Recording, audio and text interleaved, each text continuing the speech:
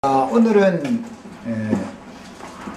여기 제목에 드린 말씀처럼 아브라함의 복에 관한 말씀을 이제 나누고자 합니다. 중심으로 지난 시간까지 네 번에 걸쳐서 하나님의 그 우주적인 경영에 관한 걸 말씀을 드릴 때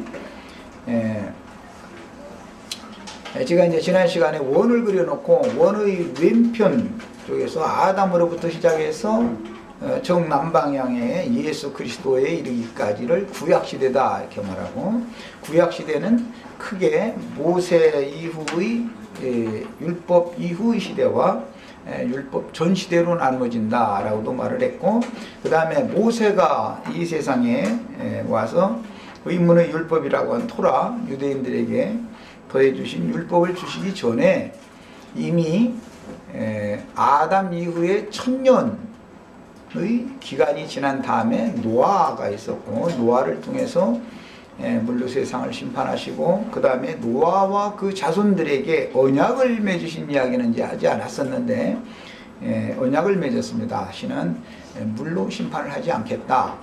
이제 심판이 노아와 그 자손들을 통해서 물 심판은 이미 지나간 거다 그 말이에요. 그 다음에 그 후로 다시 1000년이 지나면 아브라함이 이제 만나게 아브라함 시대가 오게 되는데, 아브라함을 통해서는 첫 아담을 인하여 인류에게 유전되어지고 들어온 저주가 복으로 바꿔지는 새 언약이 주어진다라는 걸 이제 지난 시간에는 같이 말씀을 요약적으로 말씀을 나눴고, 앞으로는 이 언약에 관한 말씀은 이제 많이 더 앞으로 다룰 겁니다. 그래서 이제 아브라함에게 언약을 맺으시기 전에 먼저 노아에게 한번 언약을 맺으셨고, 그 다음에 아브라함에게 언약을 또 맺으셨습니다. 그 맺은 언약은 옛 언약에 대한 말씀드렸기 때문에 그 옛 언약을 새 언약으로 새로 바꾸기 위해서는 반드시 시대가 새롭게 와야 되는데, 예수 그리스도의 구속을 통해서 성령으로 오셔서 제자들과 믿는 이들에게 새 언약을 적용시켜 주시는 내용이 이제 신약 시대라고 하는 시대로 이제 들어가는 겁니다. 예수 그리스도께서 오셔서 구속을 이루신 이후에, 즉 아브라함에게 맺으셨던 저주를 변하여 복이 되게 하시는 그 언약 내용을 실현시키는 내용이 이제 신약 시대에 들어와서 시작이 되는데, 그 저주가 변하여 복이 되게 한 복을 받은 계보 후손들을 이어서 아브라함의 자손들, 믿음의 조상 아브라함의 자손들 이렇게 말하고, 저주가 임했던 처음 사람은 이제 아담이니까 아담 세계는 예수 그리스도로 말미암아 이제 끝이 난다라는 걸 강조해서 말씀드렸고, 저주를 변하여 복이 되게 하신 예수 그리스도께서 오셔서 이루신 저주를 변하여 복이 되게 하는 그 실제적인 일은 성령의 복이다. 이제 신약에서는 이렇게 표현을 합니다. 아브라함의 복이 이방인에게 미치게 하고 모든 이방인들에게도 성령의 약속을 받게 하려 하심이라. 이제 갈라디아서에 이렇게 표현이 됐는데, 그 성령의 약속을 받으면 아브라함에게 약속하신 축복이 우리들에게 이제 임하는 겁니다. 그래서 복받은 세대들은 원 안에 있는 세대들이고, 하나님의 복에서 제외되어진 모든 인류는 원 밖에 있는 것으로 이제 제가 이제 설명을 쉽게 하느라고 그렇게 그림을 그려드렸었던 거예요. 그래서 창세기 시작에서부터 구속 역사, 하나님의 구속 역사에 들어온 아담의 자손들이라 할지라도 저주받은 세대가 원 밖으로 계속 물질계의 세상에, 이 세상에 와서 그들은 세상 영광, 세상 영화를 다 누리면서 한평생을 살다가 이제 죽게 되는데, 그 사람들은 이 세상에서는 영화와 복을 누렸지만 주님의 심판대에서는 반대로 저주가 이제 주어지는 것이고, 생존 세계에서 아담의 구속 역사에 원 안에 들어온 사람들, 아벨 대신해 주신 셋의 계보에 속하는 사람들은 이 세상에서는 저주를 짊어지고 한평생을 살지만 사후세계에 가서는 복으로 이제 이것을 갚아주신다라는 것이 복음의 큰 뼈대의 핵심 주제입니다. 그러니까 결국은 이 생에 살아있는 동안에 누구든지 아담에 속해서 저주를 짊어지고 혈과 육의 첫사람으로 태어나지만, 이 혈과 육의 첫사람으로 태어나서 이 생을 떠나기까지의 허락되어져 있는 기간 동안 안에 저주를 벗고 축복을 대신으로 취하는 이제 이런 복을 받는 내용이 성경의 기록인데, 오늘 그 중심 주제로 기록해 주신 말씀처럼 여기가 이제 글로 기록한 것처럼 하나님은 영존하시는 하나님이고 영생하시는 하나님이기 때문에 영존하시고 영생하시는 하나님의 새 세계에 들어간 사람은 복을 하나님께서 아브라함에게 약속하신 복을 받은 사람들이고, 영존하시는 하나님, 영생하시는 하나님의 이 세계에 들어가지 못하고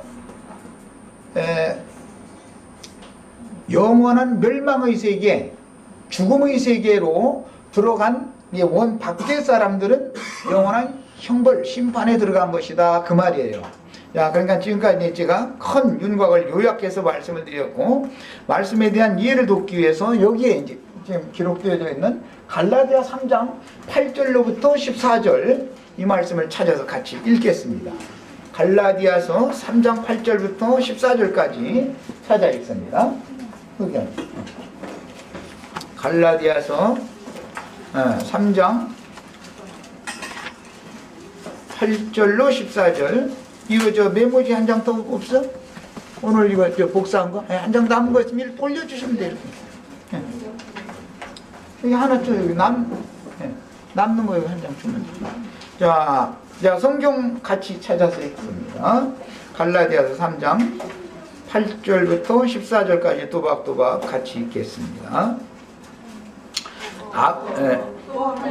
또 하나님이 이방을 믿음으로 말미암아 의로 정하실 것을 성령이 미리 알고 먼저 아브라함에게 복음을 전하되 모든 이방이 너를 인하여 복을 받으리라 하였으니. 그랬습니다. 그러니까 복음이라고 하는, 신약에 와서는 마태복음, 마가복음, 누가복음, 요한복음 이렇게 기록이 되죠, 신약 성경책 시작에는. 그런데 최초의 복음을 들은 사람은 누구라고 되어 있어요? 아브라함입니다. 최초의 복음을. 그럼 복음을 전하는 분은 누구였겠어요?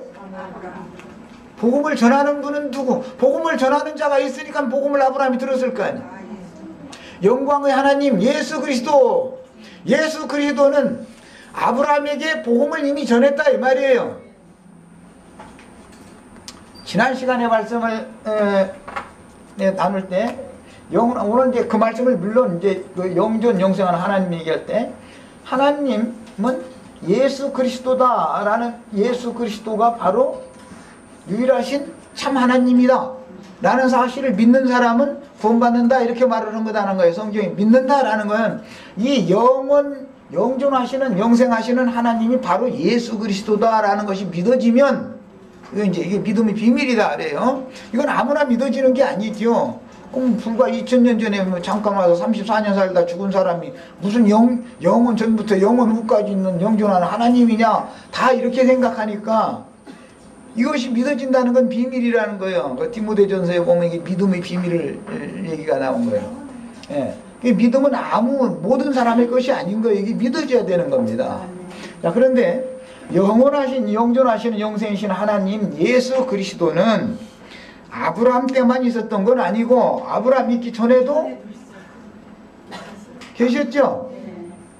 아브라함 때만 계신 게 아닙니다.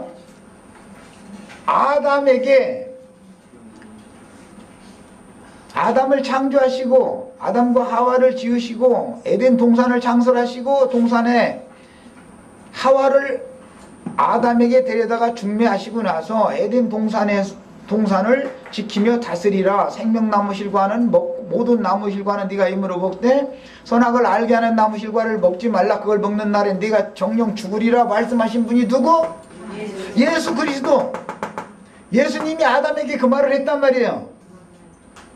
노아의 세대 원 밖에 있는 사람들을 심판하신 다음에 노아와 그 자손들에게 다시는 물로 심판하지 않겠다고 약속을 맺으신 분은 누구? 이게 믿어져야 된단 말이야. 우리 헤라에임 이게 믿어져야 된단 말이야. 이게 안 믿어지는 사람은 구원을 못 받는단 말이야. 세상에서 제 아무리 양심껏 산다고 살아도 엊그젠가 큰 사건이 났는데 양심의 잠수를 자꾸 받다면 못 견뎌서 그래도 구원을 못 받는단 말이야. 이게 믿어져야 되는 거예요. 영존하시는 하나님, 영생하시는 하나님은 바로 예수 그리스도다. 나를 영존의 세계, 영존하시는 당신 안으로, 영생하시는 하나님 당신 자신 안으로 나를 데려다 볼 분은 예수 그리스도다. 이 사실이 믿어져야 된단 말이야. 예. 이것이 아주 기본적인 문제인 거예요. 신앙 문제에 있어서는. 자, 이 하나님이 예수 그리스도라는 이 사실을 전제 조건으로 근거로 지금까지 4시간 한 얘기가 사실은 이 얘기를 한 거예요. 이것이 믿어져야 된단 말이에요. 누구나. 이걸 내가 강제로 믿으라고 해서 믿어질 건 아니고 은혜가 필요하단 말이야. 이 사실이 믿어져야 돼. 네. 자, 그래서 예수 그리스도는 아브라함에게 복음을 전하시기 전에 아담에게도 말씀하셨는데 아담이 예수 그리스도의 말씀을 거역하고 불순종한 대가로 복 대신에 뭐가 들어왔어요? 예, 땅은 저주를 받는 애, 저주가 들어온 거예요. 아담을 통해서 들어온 저주, 그러니까 축복의 말씀도 누구를 통해서 온다? 저주의 말씀도 누구를 통해서 온다? 이게 믿어지셔야 돼. 성경 읽으실 때는 축복과 저주가 다 누구로부터? 근본 영존하시는 하나님, 영생하시는 하나님에게로부터 오는 거다 말이야. 누구는 축복을 받고 누구는 저주를 받을 거냐 이게요. 저주받은 아담 세계에서 태어난 모든 저주받은 사람이 영원한 저주의 세계로 그대로 들어갈 거냐, 아니면 이분이 먼 후일 아브라함에게 약속하시고 그 축복의 말씀 복음을 아브라함에게 전하신 다음에 아브라함에게 약속하신 이 복음을 실제적으로 실현하기 위하여 앞서서 모세를 보냈는데, 모세는 율법 말씀을 가지고 아브라함에게 전한 말씀을 해석을 율법으로 해석하는 말씀을 백성들에게 주었으니까 축복으로 바꿔주는 말이 아니죠. 그 율법을 누구도 다 지킬 수가 없는 거니까. 왜? 모든 사람은 이미 양심상 생명력이 없다, 죽어있다. 아담 이후에 하나님의 신이 아담을 버리고 떠난 상태이기 때문에 노아의 때에도 하나님의 아들들이, 즉 그 엘로힘이라고 이 말은 하나님의 말씀을 받은 자들이, 하나님의 말씀을 맡은 자들이 예수 그리스도의 말씀을 노아의 때에도 받아서 사람들에게 가르쳐 줘야 되는 예수님의 사자들이 있었지요. 그들이 예수 그리스도의 말씀을 그대로 전해서 사람들로 하여금 예수 그리스도 안으로 돌아가게 해주는 일을 한 것이 아니라 다 자기를 바라보고 자기를 따르게 하는 일을 해서 세상에서 모든 영화, 부귀를 다 누리고 이렇게다가 다 죽었기 때문에 그 문제 때문에 노아의 때 심판이 온 거예요. 자, 그런데 아브라함을 통해서 복음을 하나님이 다시 전파를 하셨는데 그 복음 말씀의 내용을 먼 후일이 지나기까지 사람들이 이해를 못하고 있었다 이 말이에요. 야, 그래서 모세를 통해서 예표상으로 애굽에서 종살이를 하고 있던 아브라함의 자손들을 모세를 통해서 불러낸 다음에 시내산에서 율법 말씀을 주셨는데 그것을 토라라고 그러죠. 하나님은, 예수님은 아브라함에게 복음을 전하실 때 율법 말씀으로 전해주신 것이 아니었다 이 말이에요. 그런데 모세는 토라 이 율법 문자대로의 말씀인 줄로 알아들었다 그 말이에요. 그래서 예수님이 오셔서 영과 생명의 말씀으로 재해석을 해주는 거예요. 언제 때부터 이야기를 재해석해 준 거예요? 창세로부터 감춘 모든 비밀의 말씀들이라는 거는 하나님은 영이니까 영과 생명의 말씀을 하신 것이지 의문과 육체에 상관된 계명의 율법 말씀을 하신 것이 아니다 라고 재해석을 해줬다 이 말이에요. 그러므로 예수님이 오셨을 때 가장 중요한 문제는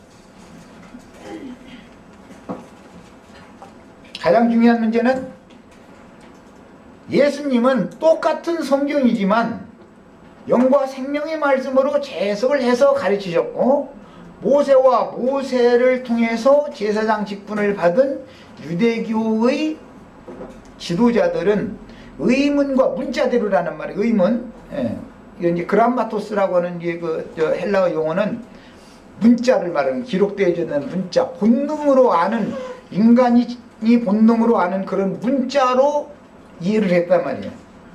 하나님의 말씀을, 하나님은 영이니까 영의 말씀을 당연히 여기가 말인 건데, 타락한 인간의 본능으로 알고 있는 그런 문자의 말씀으로 오해를 해서, 모세를 통해서는, 율법은 모세를 통해서 들어오죠. 은혜와 진리는 예수 그리스도로 발명하는 거예요. 자, 이제 이 차이를 잘 구분을 하셔야 된다는 말이에요. 자, 그러니까 사실은 모세는 중간에 없어도 되는 사람이지요. 모세 율법이라는 건 꼭 주어질 필요가 없는 겁니다. 그런데 아브라함에게 복음을 전하셨더니 그 복음을 사람들이 오해를 해서 복음이 되는 것이 아니라 저주의 말씀으로 자꾸 이것을 사용을 하니까 하나님께서 모세를 보내서 모세를 불러가지고, 야, 내 백성들이 내가 하는 말을 지금 못 알아듣고 있다 해서 하나님의 말씀을 모세에게 다시 줬습니다. 그 이제 모세는 내려와서 하나님의 말씀을 곧이곧대로 말씀을 전했지만, 모세 자신도 하나님의 면전에서 얼굴과 얼굴을 맞대고 하나님의 말씀을 들은 것이 아니라 하나님 등 뒤에서, 저 뒤에서 하나님이 하는 말씀을 뒤에서 듣다 보니까 본인 자신도 하나님께서 자신에게 한 말이, 즉 아담부터 아브람 거쳐서 노아 거쳐서 아브라함에게 이렇게 계속해서 하신 말씀이 복의 말씀으로 이것을 알아들은 것이 아니라 생명과 사망과 복과 저주의 말씀을 혼잡해서 이것을 이해를 인간이 이해하는 대로 전해놓고 나서 너희가 알아서 살고 싶으면 생명과 복을 취할 것이고 죽으려면 저주와 사망을 너희가 따라가라. 사람에게 이걸 맡겨버리더라는 거예요.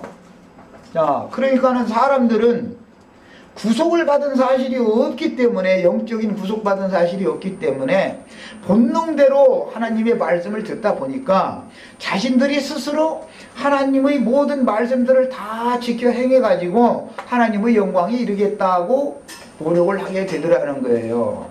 그 전 기간 동안을 율법 이후의 시대라고 그러고, 예수님이 오시기까지는 율법의 저주 아래 다 사람들이 갇혔다. 그래서 성경이 하는 일은 모든 사람들을 율법의 저주 아래에다가 딱 갖다 가둬놔두고 하는 일은 뭐냐, 너희는 다 죄인이지, 너희는 스스로는 하나님의 모든 요구를 항상 다 지켜서 하나님의 영광 앞에 이를 자가 아무도 없지, 이것을 다시 물어본단 말이에요. 이걸 물어보러 최종적으로 보낸 사람이 요한이었다 이거, 요한.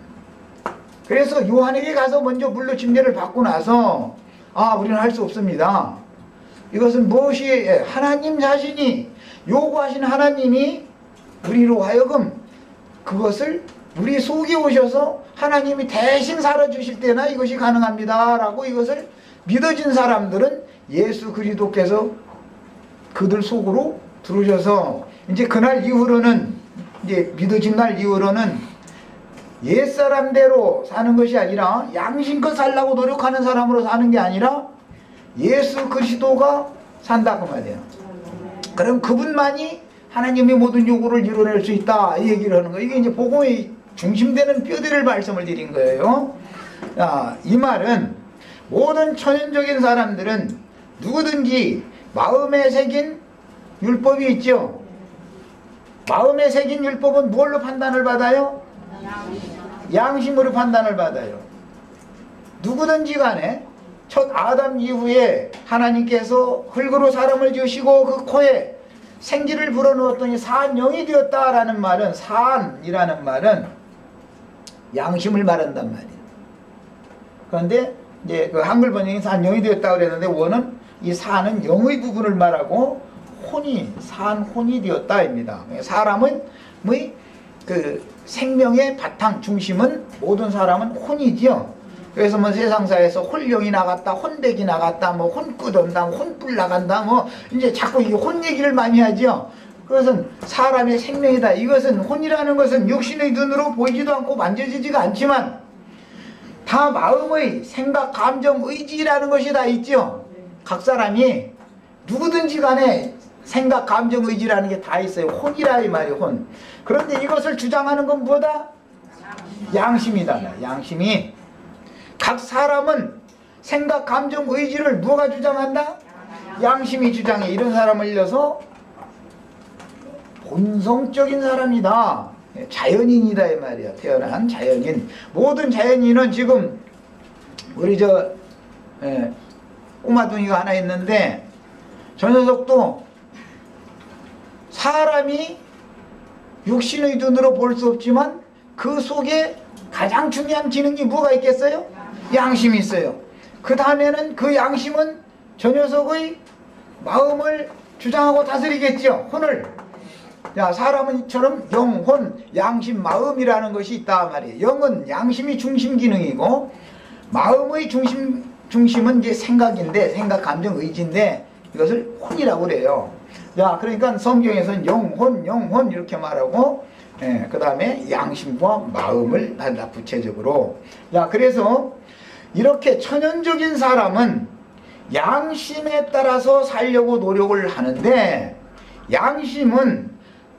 양심에 따라서 살려고 노력을 해도 마음으로는 하나님이 원하는 것, 하나님의 영광, 하나님의 의와 하나님의 선하심과 하나님의 거룩하심, 하나님의 온전하심에 내가 다 그런 사람이 되기를 원하지만 그건 마음뿐이고, 양심이라고 하는 것은 생명력이 없기 때문에 양심 속에, 즉 하나님의 신이 떠나서 사람을 버린 상태에서는 양심상 죽은 상태이기 때문에 양심이 이 사람을 마음대로 다스리지를 못하더라 이거예요. 여기엔 생명의 능력과 권세가 없다 이 말이야. 모든 천연적인 사람의 양심은 생명력이 없다 그 말이야. 양심은 할 수 있는 일은 뭐냐? 사단에게 쓰임을 받아서 너는 죄인이지, 너 도둑질했지, 너 잘못했지 라는 것을 자꾸 참소를 하는 일에 사단에게 점유당했다 이 말이야. 사람이 천연적인 타락한 인간, 하나님의 버림받은 사람의 인간은 누가 주장하는 거예요? 마귀가 주장하는 거예요. 마귀도 사단도 빛을 가장한 광명의 전사로 사람의 혼에 반영, 투영시켜주기 때문에 이것은 의로운 것이고 이것은 악한 것이다, 이것은 선한 것이고 이건 악한 것이다, 이것은 의로운 것이고 이것은 불의한 것이다 라는 것을 구분을 딱딱 시켜줘가면서 그 양심은 지금 사단이 주장하는 거죠. 해서 그러면 그렇게 구분을 시켜주었으면 아닌 것, 불의한 것, 악한 것을 거부하고 의롭고 선한 것만을 항상 향할 수 있도록 생명을 공급해 줘야 되는 건데, 생명은 공급하지를 않고 판단만 자꾸 하고 저주받은 인간의 혼이, 즉 마음이 자꾸 밖에 있는 혈육을 자극하면 밖에 있는 어떤 것들을 자꾸 바라보고 하나님을 향하던 마음이 순식간에 사라져버린다 이거예요. 나는 가장 의롭고 거룩하고 온전한 신이 되기를 원한다라고 어느 때는 맑은 정신이 오면은 그렇게 해요. 하다가서는 갑자기 마음의 생각, 감정, 의지를 격동시키면 남의 것이 괜히 탐나고 뭘 이렇게 하게 되면 즉시로 원래 이제 세상 말로 말하는 그 본마음, 본심이라고 그러는데 그건 어디로 간데 없이 사라져버리고 그 몸으로 가서 마음으로 저 속에서 하지 말라고 하는데도 기억을 갖다 여기다 놓는다 이 말이에요. 그리고 나면 가지고 올 때까지는 내가 모르고 내가 가지고 온 줄 알고 하지만 사실은 누가 한 거다? 사단이, 마귀가 율법으로 말미암아 죄를 잡고 짓도록 오히려 부추겨 놓고 나서 나중에는 너 이놈아 그거 갖고 왔지 이러고 참소를 한다 이 말이에요. 그러면 이 참소를 모든 사람이 이길 수, 이 참소를 이기고 벗어나야만 이기는 자가 되는 거예요. 이제 그래야 구원을 받는 거예요. 참소를 하면 모든 사람은 견디다 어떻게 해요? 해결하는 방법이 없으면 자살해야지요. 참소는 계속 오는데 해결하는 대책이 안 나오면 어떻게 돼요? 죽어야 되잖아요. 그래서 죄로 말미암아 저주가 오고 죄의 삭은 뭐다? 죽음이 오는 거예요. 양심 바른 사람이 자살하는 거예요. 세상적으로는 양심이 부진 놈은 자살도 못해. 참소가 안 오니까. 아니 누구는 털어 뭔지 안 나는 놈 있어? 이래버리고 얼굴 막 한 30cm 50cm로 자꾸 늘어나면은 자살도 못해. 이게 예민한 사람은 자살한다 이게. 견디지 못하니까. 그러면 그렇게 죽을 일이 아니고 예수 그리스도는 영과 생명의 말씀, 즉 죽이는 말씀이 아니라 이제 죽을 수밖에 없는 사람을 살리는 말씀으로 말씀을 전파를 하셨는데 이걸 일러서 마태복음, 마가복음, 누가복음, 요한복음, 복음이라고 그런단 말이에요. 복음. 예. 그 이제 유앙겔리조라는 이 복음이라는 말은 신이 내리는 복된 소식이다. 신의 음성을 말하는 거예요. 복된 음성. 그런데 오늘 말씀에 의하면 그때 당시 예수님 오시기 전의 2000년 전에 이미 여기에서 저주가 들어와서 여기까지 왔을 때 아브라함에게 이제 저주는 끝내고 이 자손들은 이제는 복을 받게 해주겠다 약속을 했다는 거예요. 이 복을 받게 해주겠다 했지만 실제적으로 아브라함의 자손들이 받은 복이라는 것은 문자대로의 복이고 의문과 육체에 상관된 복이기 때문에 실제 그 복을 받은 결과라는 것은 아브라함의 자손들이 약속의 땅인 가나안 땅에 들어가서 살다가 죽는 것이 복이었죠. 우리가 지금 추구하는 복은 죽는 복이 아니에요. 조금 살다 죽는 게 아니에요. 영존하시는 하나님, 영생하시는 하나님의 세계에 들어가는 복을 말하는 거예요. 그래서 아브라함에게 들어온 저주 대신에 복으로 주신 이 말씀을 유대인들이 복으로 실제 받았다고 하는 것은 땅에 속하고 물질에 속하고 육에 속한 것으로 이걸 적용을 했기 때문에 젖과 끓이오는 가나안 땅에 들어가서 하나님의 나라라고 하는 세상적인 이스라엘 나라를 건설을 해서 거기서 그 이스라엘 나라 백성이 되면 아브라함에게 약속한 복이 문자적으로 실현이 된 거예요. 그러나 예수님이 오셔서는 하는 말이 그 문자적으로 세상적으로 세상 나라에 속한 어떤 이스라엘 나라가 있어도 그것이 참 이스라엘 나라 백성이 아니고 그것이 참 유대인이 아닌 거다. 이 얘기를 하니까 예수님 당시에 유대인들이 예수님을 배척하고 예수님을 이제 죽이기까지 한 원인은 거기에 있는 거예요. 자기네들은 이미 가지고 있는 기득권, 복을 받았다, 우리는 선민이다, 이런 사상이 깊었기 때문에 그랬던 것이죠. 그러나 예수님이 오셔서 주시고자 하는 복은 사람의 양심상 죽었던 사람을 양심을 살려놓는 거죠. 여기다가 예수님의 양심을 살려주는 거예요. 그래서 나의 영을 새로 창조해달라고 한 시편 말씀을 실현시켰다 이거예요. 야, 우리 이제 형제 자매님들이 영으로 거듭났다 이제 이렇게 말을 할 때 이 말은 무슨 뜻이요? 하나님의 신이 떠나면 양심이 죽는 거고, 하나님의 신이 나의 양심에 다시 들어와서 그분의 보좌를 정하고 살고 계시면, 임재하시면 산자가 되는 것이에요. 이걸 이제 거듭났다 이렇게 말을 해요. 새 생명을 얻었다 이렇게도 말을 해요. 결국은 뭐가 살고 죽는 거예요? 양심이 사단에게 주어진 바가 됐느냐? 다시 하나님 자신의 소유로 취하여 하나님이 여기에 임재하셔서 하나님만이 영존하는 생명력을 갖고 있는 분이니까 생명을 계속해서 끊임없이 공급해 주느냐에 따라서 사람이 죽었냐 살았냐 결정되는 거예요. 자, 그러니까 모든 천연적인 사람은 양심껏 살라고 해도 살 수가 없어요.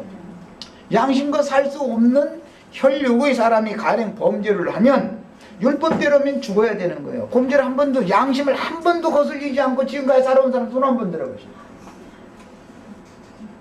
지훈이는 몇 살 안 먹었으니까 손 들어도 될 것 같은데. 그 녀석도 손 안 드네. 어디 갔어?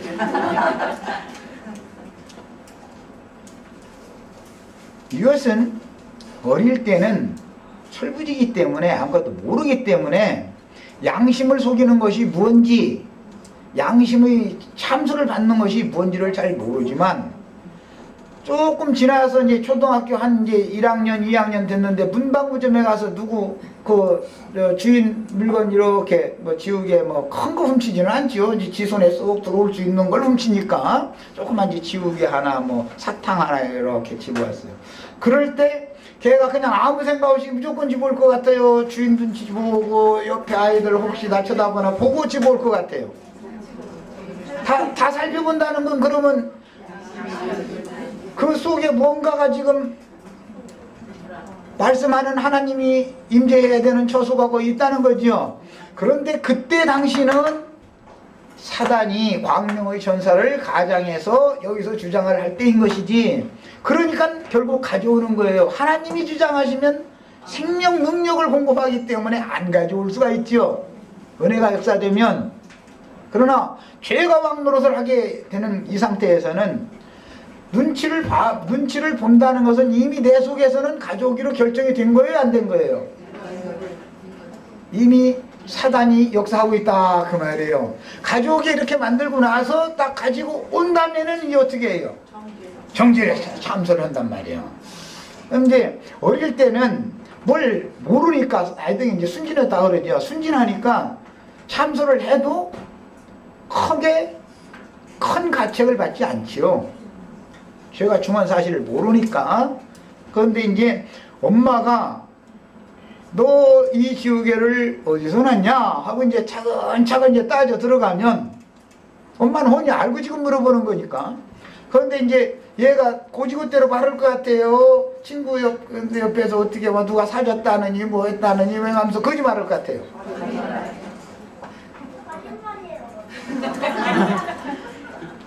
이것은 뭐예요? 이미 죽었다 이 말이에요. 이것을 죽은 행실 이렇게 말하죠. 죽은 행실. 신약성경엔 죽은 행실, 망령된 행실. 이제 망령된 행실이라는 것은 율법을 지켜서 하나님 앞 의에 이르려고 막 그냥 종교의식을 막 행하, 예배도 행하, 지금 오늘 또 종교의식 행하느라고 지금 뭐 이렇게 하는 이런 것이 이제 망령된 행실이에요. 거짓말한 것은 죽은 행실이다 이거예요. 이미 가져올 때 이미 가져오기 전에 이미 사단은 그를 점령해서 완전히 그의 혼까지 점령해가지고 결정이 딱 된 거예요. 가져올 수밖에 없어요. 이거는. 이때 이기려고 아무리 노력을 해도 눈치를 본다는 것은 내가 이거는 아니야 해서 눈치를 보는 게 아닙니다. 이미 가져오기로 사단에게 점령당해 있는 상태이기 때문에 어떻게 들키지 않고 가지고 올까 하고 벌써 이제 지금부터는 간교한 술법이라는 것이 돌아가는 거예요. 자, 이거는 모든 사람의 상태다 이 말이에요. 네. 이제 그 중에 이제 정도의 차이가 있어요. 어떤 사람은 이게 이제 세상에서는 지능지수 높은 걸 되게 좋아하는데 요게 주면은 이거 박살나야지. 이게 이 머리가 깨지지 않으면 큰일 난단 말이에요. 요게 주면 머리를 굴려도 꼭 그런 머리만 굴려. 그게 그렇게 잘 돌아가. 예. 하나님께 제어를 당하고 하나님께 다스림을 당하는 이 사람의 내면 세계에야만이 범죄를 이길 수 있다 이거예요. 죄를 범하지 않고. 이것을 이제 은혜다 그러는데, 이 범죄 사실을 이기게 하는 생명력은 사단에게는 없는 거다 이거예요. 사단은 이제 죄와 사망의 법이다 그러는데, 법칙이 있단 말이에요. 돌을 위로 던지면 만유인력의 법칙에 의해서 돌이 아래로 다시 떨어지는 것과 같이, 죄와 사망의 법칙은 반드시 죄를 범하게 하고 사망에 떨어지게 하는 법칙이 있단 말이야. 이게 마귀의 법칙이단 말이야. 뱀이 아담에게 넣어준 말을 통해서 들어온 거예요. 선악을 알게 하는 나무 실과를 먹은 걸 통해서 들어온 거예요. 그러니까 이것은 글자 자체로도 어떤 건 선하고 어떤 건 악하다는 것을 알려주는 일을 하는 거죠. 생명을 주는 나무 실과가 아니잖아. 나무 실과가 선악을 알게 하는 나무를 먹으면 죽는단 말이요. 생명나무 실과를 먹으면 사는 거예요. 이제 영생하는 거예요. 그래서 생명나무 실과라는 것은 예수님이 오셔서 다시 아브라함에게 전하셨던 그 복음 말씀을 영과 생명의 말씀으로 재해석을 해서 가르쳐 주시는 그 말씀이 생명나무 실과로 상징이 된 것이나, 그 말씀을 먹으면 죽을 자가 살아날 뿐 아니라 다시는 범죄를 하지 않도록 능력을 공급한다 이거예요. 생명력을 공급하는 거예요. 그래서 예수 그리스도로 말미암아 이제 구원이다 라는 말이 이 말이에요. 모든 천연적인 사람들은 구원을 스스로 받으려고 그러지만, 이것은 이미 사단에게 점유된 상태이기 때문에 죄와 사망의 법칙 아래에 놓여 있기 때문에 그리스도의 생명의 법칙 아래로 바꿔지지 않으면 어느 법칙에서 이 법을 버리고 폐기하고 새로운 법안으로 가서 매인자가 되지 않으면 스스로는 절대 구원을 못 받는 거다 그 말이에요. 자, 그러면 예수 그리스도의 법이라는 건 그럼 무슨 뜻이냐? 예수 그리스도의 생명의 성령의 법이다 이렇게 표현하고, 살려주는 법칙이다 이거예요. 생명을 공급해주는 법칙이 있다면 예수 그리스도의 양심은 이 말이지. 영은 이라 이제 성령을 받으면 이라고 되어 있지만, 예수님의 양심을 받으면 이 말과 같은 뜻이에요. 예수님의 양심을 받으면 양심이 훨씬 더 민감해지고 예민해질 수밖에 없게 되어 있죠. 양심이, 옛사람의 양심이 처리를 받으니까. 그 옛사람의 양심으로는 죄를 이길 힘이 없지만 새사람의 양심으로는 죄를 이길 힘이 생긴다. 그래서 이제 예수 그리스도는 이기는 생명이다 그래요. 이기는 힘을 공급하는 거예요. 자, 이제 2차입니다. 자, 지금 갈라디아서 있다 긴 설명을 했는데 조금 더 읽어나가겠습니다. 복음 이야기, 아브라함에게 이미 복음이 전해졌어요. 복음을 전하되 모든 이방이 너를 인하여 복을 받으리라. 원문은 모든 족속이라고 되어 있죠. 창세기에서는 너로 말미암아 모든 족속이 복을 받는다 그랬는데, 신약성경에서 사도가 성령의 영감을 통해서요 그 모든 족속이라는 말을 깨달을 때 이방인들을 포함한다라고 깨달았단 말이죠. 자, 이것은 어디에 근거하느냐? 마태복음 28장 28절 마지막에 예수 그리스도께서 구속을 이루시고 부활 승천하셨다가 살려주는 영, 그리스도의 법칙, 구원하는 법칙을 가지고 제자들에게 임하신 다음에 제자들을 보내시면서 하신 말씀에 너희는 가서 모든 족속으로 제자를 삼아라고 해석을 했기 때문에, 아브라함에게 전하신 복음을 예수 그리스도의 성령께서 재해석을 할 때는 모든 족속이 곧 이방인을 포함한다라는, 유대인뿐 아니라 이방인을 포함한다라는 말로 사도들은 알아들었단 말이에요.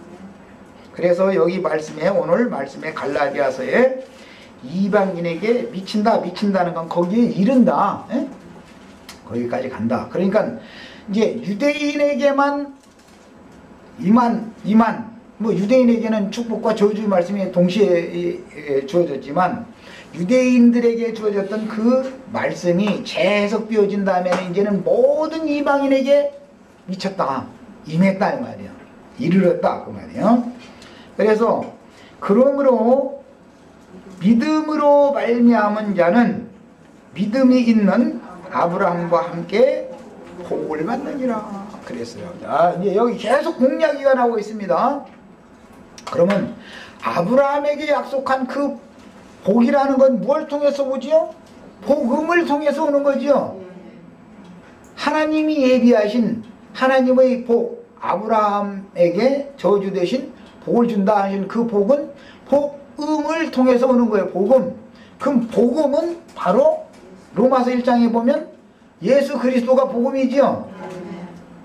예수 그리스도가 복음으로 온다는 말은 이 이치를 깨달은 사도들을 보내서 모든 족속에게 영과 생명의 말씀으로 하나님의 말씀을 다시 복음을 전파할 때 그 복음을 듣고 영의 양심의 빛을 받아서 마음의 반사함으로 복음이 깨달아진 사람들에게 임하는 것을 의미한다.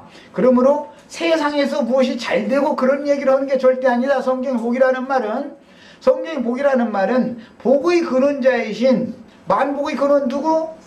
예수 그리스도. 예수 그리스도 그분은 신성한 성품과 살아계신 인격을 가지고 사람 속에 들어오시는 것을 이어서 성경에서는 복이라고 그런다 말이에요. 성경에서는. 그러니까 지금 세상 교회에서 복 받으라고 축복이 있을지어다 하는 것은 전부 이 원 밖에 있는 사람들에게나 통용되는 이야기지 원 안에 있는 사람들에게 통용되는 얘기가 아니다 이 말이에요. 이 원 밖에 있는 사람들이 축복을 받고 뭐가 잘 되고 안 되고 이것은 물론 복음을 받아들이는데 영향을 끼칠 수가 있습니다. 아무래도 좀 가난한 사람은 또 병들어서 곧 죽게 생긴 사람은 복음을 전하면 받아들이기가 쉽죠. 이제 그런 차이는 있지만 이 원 밖에서 주어지는 인생사의 유대인들이 추구하던 축복과 저주라고 하는 것이 실제적으로 원 안의 사람들에게 말하는 축복과 저주를 말하는 게 아니다.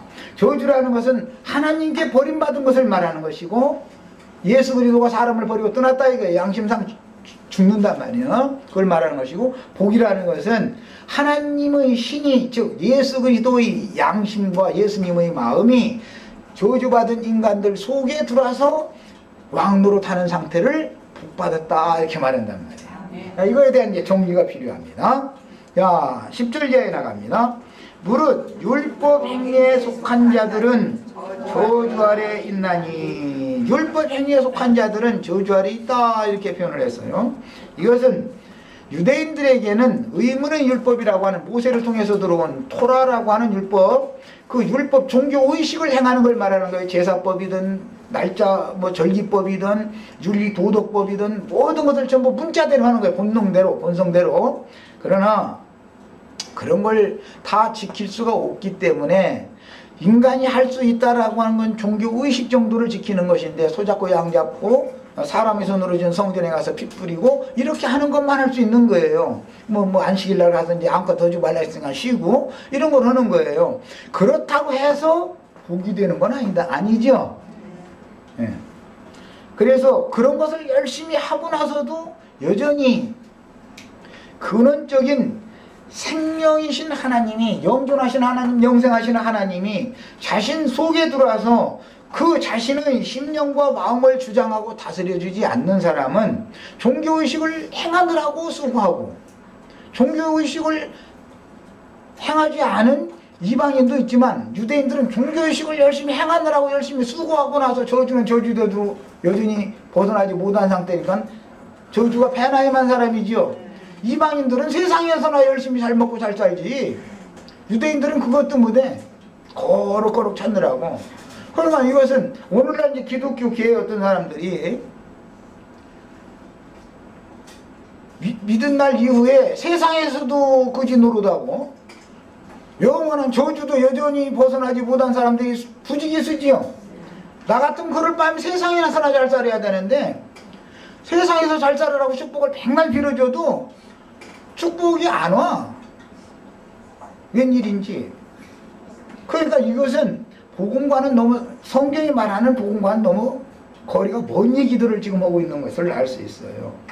야, 그래서 율법 행위라고 하는 것은, 여기서는 바울 사도가 이걸 말하는 것은 이방인들임에도 불구하고, 갈라디아 도는 이방 땅이니까 이방인들 중에도 유대인들이 이미 흩음받아서 그곳에 섞여 살고 있었기 때문에 최초의 이방인에게 복음을 전했다는 것이 무턱대고 헬라 말을 사용하고 헬라 문물을 받아들이고 있는 그냥 혈통적인 이방인들에게 가서 복음을 전한 게 아니고, 이방 땅에 흩어진 유대인들에게 복음을 전한 다음에 유대인들과 함께 섞여져 사는 사람들 보고, 너희 동네 모든 사람들에게 다 이 헬라 사상 가진 사람들에게 이 복음을 전해라 하고 이렇게 시작이 된 겁니다, 지금. 야, 그래서 율법의 저주라는 것은 양방면이 있어요. 로마서 2장에 보면 양심의 판단을 받는 마음에 새긴 율법이 이방인들이 다 있죠. 이 율법 외에 유대인들은 토라라고 하는 법을 또 하나를 더 받은 것인데, 유대인들은 토라의 율법을 통해서 구원을 얻으려고 열심히 수고를 했지만 여전히 저주를 벗어나지 못한 사람들이고, 이방인들은 마음에 새겨주신 율법, 즉 양심의 판단을 받는 율법, 선악을 아는 지식이 다 있어서 여기에서 누구도 자유롭지 못하다 이 말이요. 모든 인류는, 유대인은 토라의 법에서 자유롭지 못하고 이방인은 양심의 법에서 자유롭지 못하다 이 말이에요. 그런데 양심의 법에서 자유롭게 된다라는 말은, 양심의 법에 대하여 내가 죽으면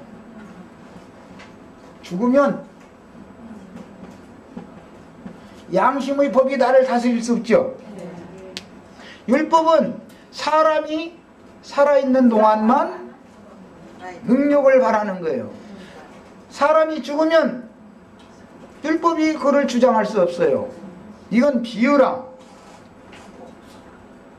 이제 재혼하는 경우, 이제 그 예수 믿는 사람들은 전부 재혼을 한 사람들이죠. 예, 영적으로 다 재혼한 사람들이에요. 초혼한 사람은 예수 믿은 사람이 아니죠. 여호와 구약 율법 하나님을 믿는 사람들은 다 초혼한 사람들이니까. 그러니까 이방인들도 하나님의 짝들이지요, 다. 하나님의 신에게 다스림을 받는 거예요, 원래는. 그런데 하나님이 싫다고 마귀가 더 좋다고 해서 마귀에게 갔더니, 마귀가 아까 제가 그랬어요, 사단이 모든 사람의 양심을 주장하다 보니까 모든 사람은 다 마귀에게 종노릇, 죄에게 종노릇을 하게 된 거예요. 하나님 싫다고 떠난 거예요, 스스로. 그런데 그래? 그러면 그 남편 요구를 한번 지킬 자신이 있으면 너희 한번 지켜서 스스로 하나님의 영광에 이르러봐라. 그랬더니 사람이 이걸 못하니까 그 남편에 대해서는 이제 어떻게 해야 돼요? 자, 그러니까 이 옛사람들 속에 있는 옛 남편은 율법이라고 그러는데, 이 옛 남편은 육신을 입은 사람이 생존하는 동안은 절대 안 죽죠. 이 옛 남편이 죽으면 세상이 무너질 것 같아요? 잘 될 것 같아요? 세상은 존속할 수가 없죠. 모든 사람 속에 양심의 참수를 하고 양심의 판단을 해주는 옛 남편이, 만약에 남편이 죽어버렸다, 율법이 없어져 버렸다, 마음에 새긴 율법 자체가 없다, 그러면은 뭐 지금은 이제 거의 이제 그런 상태가 돼서 뭐 이제서 16살 먹은 것들도 뭐 이상한 짓을 뭐 한다고 이제 이런 소리가 이제 들릴 정도로 이렇게 어둠이 온다 이거예요. 이것은 왜 그러는 거예요? 이것은 이제 일반적인 은총이다. 그래서 하나님의 신이 모든 인간을 아주 버렸다 이 말이에요. 그렇게 되면 어둠이 올 것 같아요? 빛이 올 것 같아요? 세상에? 당연한 일이죠. 그러니까 이 양심의 판단을 받는 옛사람에게 주신 이 마음에 새긴 율법이라는 것은 사람이 생존 세상에 사는 동안 없어진다, 안 없어진다? 이 남편은 절대로 안 죽는 겁니다. 언제까지 할 거냐? 천년 왕국이 끝날 때까지. 왜? 인류가 이 세상에 생존하는 전 기간 동안은 여기에서 주신 선악을 알게는 나무 실과의 이 법은 여기까지 간다 그 말이죠. 혈육의 사람이 첫 아담에 속한 혈과 육으로 난 사람이 생존 세상에 살아있는 전 기간 동안은 이 남편, 옛 남편이 절대로 죽는 게 아닙니다. 왜? 하나님의 성경이라는 것은 패하는 게 아니기 때문에 사람이 패할 수가 없어요. 하나님이 완전히 폐기 처분해야 되는 일인 거예요. 야, 그런데 옛 남편이 죽는 게 아니라 옛 남편에 대하여 내가 죽어야 되기 때문에 남편은 저 무덤에 가서 여보 일어나 밥 차려줘 나 배고파 이렇게 해야 효력이 있어요 없어요? 자기 아내가 죽었는데 자기 아내 무덤에 가서 여보 일어나 나 배고파서 왔어 밥 차려줘 이러고 한 말 울어도 소용없어요. 효력이 없어요. 아내가 남편에 대하여 죽는 것이지 남편이 죽는 게 아니다 이 말이요. 이걸 착각하시면 안 돼요. 남편은 살아있는 거예요. 그런데 이 남편은 사람이 살 동안만, 사람이라고 하는데 원문 혼입니다. 혼. 예, 그 갈라디아서는 사람이 살 동안만 역사하는 줄을 알지 못하느냐. 혼이 옛사람의 자아가 살아있는 동안만 율법은 역사할 수 있다. 남편 노릇을 할 수 있다. 그러니까 옛사람의 자아가 죽어버리면 옛 남편이 율법이 남편 노릇을 못한다 그 말이겠죠. 야, 이것이 예수 그리스도의 십자가다. 내가 그리스도와 함께 십자가에 못 박혔나니 이것은 내가 못 박혔다라는 것이지 옛 남편이 못 박혔다가 아니죠. 내가 못 박히면 아담도 효력을 잃는다 말이에요. 옛 남편도 효력을 발휘할 수 없는 거예요. 내가 살아있으니까 옛 남편이 율법 남편이 나를 계속 참수하고 송사하고 주장할 수 있는 거예요. 자, 여기에서 벗어난다라는 것은 이제 양심의 자유. 모든 사람은 천연적인 타고난 인간의 양심에서부터 뭘 받아야 돼요? 이걸 얻어야 돼. 자유를. 그럼 뭘로 이걸 자유를 얻을 거냐 이 말. 이게 복음이다 말이에요. 뭘로? 여기에 대하여 내가 죽은 사람이 아니면 여기에서 벗어날 수가 없다라는 말이요. 이게 복음의 능력이다 그래요. 구원하는 능력이다 그래요. 내가 이제는 양심의 참소를 받을 수밖에 없는 인간임을 하나님이 알고 있지만 양심이 생명력이 없어가지고 나로 하여금 죄를 범하게 만들고 나서 참소를 나중에 하기 때문에 이 양심의 다스림에서 내가 벗어나야 된다 이 말이에요. 자, 그럼 그러려면 어떻게 해야 되느냐? 내가 양심의 법에 대하여 내가 끝나야 된다 이 말이에요. 즉 나는 양심이 요구하는 것을 지킬 수 있다 없다? 없다라고 인정해야 된다 이 말이에요. 유대인들이 의문의 율법을 항상 다 지킬 수 없는 것처럼 이방인들은 양심의 요구를 항상 다 지킬 수 없다라는 것을 인정하는 걸려서 죽었다. 나는 죽었다. 뭘로? 내가 육신이 죽었다는 말이 아니죠. 내 속에 있는 육적 자아가 나는 안 된다 이랬단 말이야. 이걸 나를 이제 부인한다 이렇게. 육적 자아는 죽었다. 나는 양심의 요구를 항상 다 지켜서 하나님의 영광에 이를 수 없다라고 완전하게 나 자신에 대하여 포기를 해버렸다. 나를 인정하지 않는 거예요. 이제. 나를 부인하는 거예요. 양심 참수가 오면 이것을 먼저 생각해야 된다. 자, 그 사람에게나 새 법이, 옛 법이 효력이 정지되면 새 법을 어디다 기록해 준다? 너의 마음에 기록하고 너의 생각에 기록을 해준 다음에 이렇게 기록되어진 새 법이 기록된 것은 그리스도 율법이다 그래요. 그리스도 율법. 예수 그리스도 율법이라는 건 항상 이기게 하는 법이다 이게. 죄를 미워하고 죄를 멀리하고자 하는 하면서도 이기게 해주는 법이에요. 이 새 법이 예수님의 양심이 예수님이 이제 성령이 주의 성령이 이렇게 말하는 새 법이 나의 마음과 생각에 완전하게 기록이 되어지면 선악을 알게 하는 나무 실과가 흐려지지 않은 사람은 여기에다가 예수 그리스도의 새 법을 또 기록할 수가 없죠. 그래서 결국은 율법 증서가 예수 그리스도의 십자가로 말미암아 율법이 증서가 폐해진 것이다 말이에요. 이거 믿음으로 되는 거다 이 말이에요. 옛사람의 자아가 강한 사람일수록 자기의 옳음과 자기의 선함에 대하여 남에게 조금이라도 손상, 상처를 받는 말을 듣거나 어떤 상황에 내몰리면 참소를 계속 받기 때문에 견딜 수 있다 없다? 어제 같은 사건이 그래서 벌어진다 이 말이에요. 못 견뎌나는 거예요. 이 사람은 왜 그러는 거예요? 옛사람이라 그렇다 이거예요. 복음이라는 건 뭐냐 그러면 나는 깨끗한 손으로 한 세상을 살다가 하늘을 우러러 한 점 흠이 없이 주님 앞에 가기를 원하지만 나의 평생을 돌아보면 그것은 내 원함뿐이지 내 양심을 들여다보니까 양심을 거슬리고 속인 것이 너무 많은 거예요. 인생의 점철이 다 그렇게 점철되어 있다. 자, 이것을 깨닫고 뭘 해야 되냐? 이제 새 양심, 예수님의 하나님의 양심을 새로 받아야 된다. 자, 이것을 믿었다. 믿었다. 예수 그리스도를 나의 주와 그리스도로 믿는다. 이렇게 말을 해요.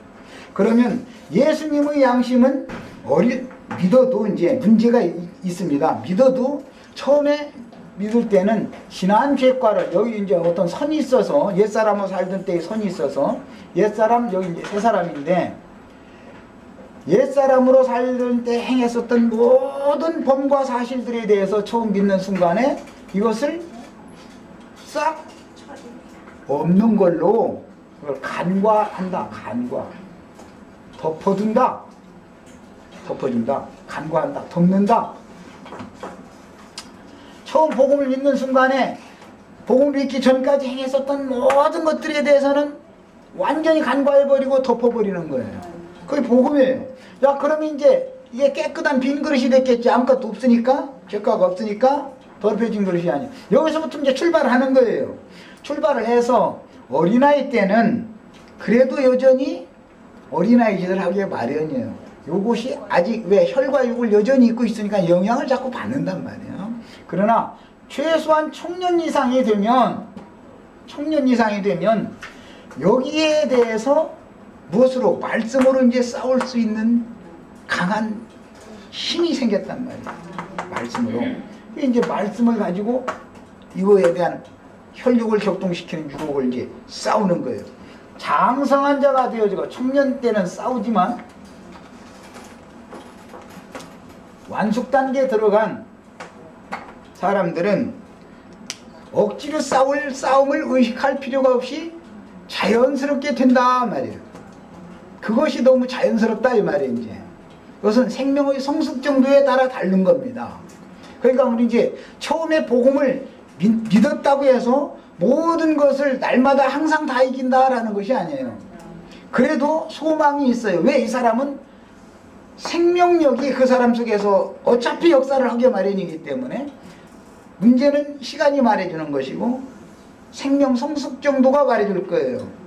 그래서 어린아이 때는 발 씻고 자라 칫솔 지르고 자라 하는 소리를 듣는 것이 너무 당연하고 청년 때는 그 말을 안 듣죠. 스스로 가서 발 씻고 스스로 가서 칫솔 지르는 것이 그것이 너무 자연스럽죠. 칫솔 지르라고 발을 안 씻고 이불 속에 들어오려면 뭔가 그것이 오히려 꾀름직하죠. 이렇게 이것은 생명률에 달린 문제이기 때문에 이것은 이제 자랑과 관계가 있습니다. 1차적으로는 여기까지 말씀드리고, 자, 이제 이게 시간이 생각보다 많이 나요. 자, 이제 오늘 자료해드린 걸 이제 같이 보겠습니다.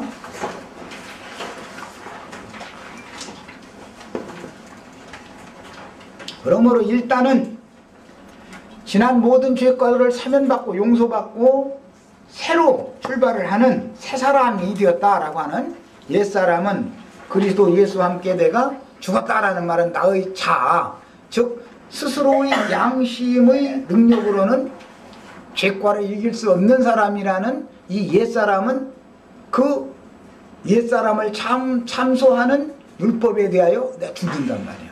율법으로 말미암아 율법을 향해 죽는 거예요. 그리고 나서 이제 그러면 예수님은 그 사람 속에 있는 율법 증서를 찢어버린단 말이에요. 그것은 선악을 알게 하는 나무 실과로 말미암아 들어온 선악을 아는 이 판단 기준이 이제 바꿔진다. 천연적인 옛사람 때 이것은 선하고 이건 악하다고 한 것이 나중에 예수 그리스도의 생명력을 받아가지고 판단을 해보니까 양심의 판단이 가장 정확한 게 아니다라는 걸 깨닫는다는 말이에요. 각 사람의 양심은 다 각각 차이가 있죠. 절대 기준은 양심이 될 수가 없는 겁니다. 모든 것의 최고의 가치, 최고 최상, 최고와 최상의 가치 기준이라고 하는 것은 예수 그리스도 자신인 것이지, 예수님의 양심과 예수님의 마음인 것이지, 천연적인 타락한 인간의 양심이 절대 기준이 최고 최상의 가치 기준이 되는 게 아니다. 그러니까 타락한 사람은 아주 낮은 수준에 있는 양심도 지킬 수 없어요. 양심도 지킬 수 없어요. 그러니까 하나님이 요구하는 구원이라는 건 얼마만큼 높은 수준이겠는가를 한번 생각해 보셔야 되겠어요. 그러면 최고 최상의 가치라고 하는 것은 절대적인 가치인지, 절대자다 이런 표현하는데, 그 절대적인 기준점이라는 것은 예수 그리스도 하나님 자신의 양심과 하나님 자신의 마음이다. 그러면 하나님 자신의 양심과 하나님 자신의 마음이 내 속에 들어와서 나의 주인 노릇을 하면, 마귀 사단도 양심을 통해서 마음을 통해서 지금까지 옛사람일 때 왕노릇하고 주장하고 다스렸는데, 예수님이 오셔서 새 주인이 돼가지고 새 남편이 되어가지고 다스리면, 그리스도의 법이 다스리면 이제는 절대 기준점이 더 높아졌다, 낮아졌다? 높아졌다. 예수를 믿는 사람에게는 법이 더 높아진 걸 말하는 거예요. 이것을 일러서 완전하다 또는 온전하다 이렇게 말을 하는 거예요. 그러니까 법이 더 높아지면 지금까지 이것은 죄다 하고 여기서 여기까지는 죄고 이 이상은 괜찮다 했던 것을 수준이 하나님의 수준으로 높아져 가지고 죄의 기준점이 훨씬 더 높아지겠죠. 의의 기준점도 훨씬 더 높아지겠죠. 그래서 사람의 의가 하나님의 의를 힘써 대적한다라는 말이 무슨 뜻인지를 이해를 하셔야 되겠어요. 사람이 선한 것은 하나님이 선하게 보지 않을 수도 있다 이 말이에요. 사람이 의롭다고 여기지만 하나님 볼 때는 의가 아닐 수가 얼마든지 있다 그 말이에요. 하나님이 의, 하나님의 의는 예수 그리스도, 하나님의 선은 예수 그리스도예요. 예수 그리스도의 수준이 이 지점이 가장 기준이 되는 지점이다. 하나님이 정해놓은. 그래서 모세 율법보다 그리스도 율법이라는 훨씬 수준이 높은 법을 말하는 겁니다. 예를 들자면 이렇습니다. 모세 율법에는 육신적으로 문자대로 어떤 지나가는 어떤 여자를 끌어다가 이제 실제적으로 물리적으로 강간을 하지 않으면 강간한 게 아닙니다. 강간한 게 아니죠. 그러나 하나님의 율법에는 어떤 여자를 보고 참 이쁘네 그러면은 이게 이제 간음을 한 상태로 본단 말이에요. 그럼 법이 높아진 거예요, 낮아진 거예요? 그러니까 결국 알고 보면 모세율법이라는 것은 육신을 제한하고 육신을 치고 어떻게 하라는 걸 요구를 하지만, 예수 그리스도의 사법이라는 것은 내면 세계를 다스리고 주장한다 그 말이에요. 모세율법은 겉면을 다스리고 주장하지만, 그래서 겉사람을 주장하지만 예수 그리스도 율법은 속사람을 주장한다. 그러니까 모든 것을 이제 세상에서는 말할 때 싹을 자른다. 싹. 이만큼 자란 놈을 뭉지를 잘라봤자 뿌리가 있으면 또 나오니까, 예수님은 하는 얘기가 뭐냐면 여기서부터 완전히 싹에서부터 없애버린다. 이제 이것을 말하는 거예요. 이제 원래는 신약에 와서는 이제 뿌리를 찍는 이야기를 하는 거예요. 이것이 이제 신약의 복음입니다. 시간이 생각보다 많이 가서 다음 시간에 더 이어서 하도록 하겠습니다. 이거는 오전 시간에 요걸 다 마쳤으면 돼. 조금만 요걸 읽고 마치겠습니다. 요 부분만. 1번 항목 거 읽습니다. 구속을 이루신 아들이 그 영으로 신자들에게 적용하여 구원을 이룬 후에 그 나라를 아버지께 바치는 때. 이거 고린도전서 15장 24절로 28절에 보면 아들이 그 나라를 아버지께 바치는 때가 온다 이렇게 되어 있죠. 그러면 야, 아들의 나라라는 것은 예수님이 오셔서 지금까지 설명한 이 구속을 이루신 이후에 재림이라고 하는 이방인의 모든 구원 얻을 자의 충만한 수가 채워진 다음에 추수가 끝나고 그 다음에 유대인의 열매를 맺는 천년 왕국이라는 기간이 또 지나가게 되는데, 이 전 기간 여기까지가 끝나면 아들의 나라가 다시 영원한 아버지의 나라로가 된다 그 말이에요. 이제 성경이 이제 경륜입니다. 왜냐하면 아들은 육신으로 오셨다가 영이 되셔가지고 여기까지 아들에게 아버지께서 그 나라를 맡기신 것이고, 영원하신 영존하신 하나님, 영생하시는 하나님이 영원 세계를 다시 통치한다 그 말이에요. 그거까지를 했어야 되는데, 그것을 적용하는 것만을 지금 이제 오늘 말씀을 드렸다. 이것은 뭐냐? 예수 그리스도로 말미암아 새로운 피조물이 되었다. 심령이 새로 지으심을 받고, 그 다음에 사람의 마음이 새로워져야 되는 거예요. 생각이 자꾸 새로워지고, 감정도 새로워지고, 의지도 새로워지고, 이렇게 해서 구원을 온전히 이루게 되면 그 예수 그리스도로 말미암아 구원을 잃은 각 사람들, 자기 구원 잃은 만큼을 가지고 이 세상을 떠나니까 추수가 다 되는 거예요. 그 이제 자기가 잃은 구원을 가지고 심판대를 통과하는 거예요.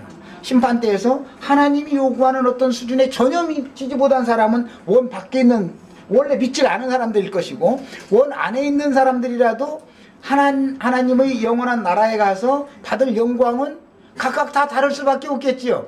구원을 잃은 정도가 각각 다르니까. 자, 여기까지 하고 기도하고 마칩니다.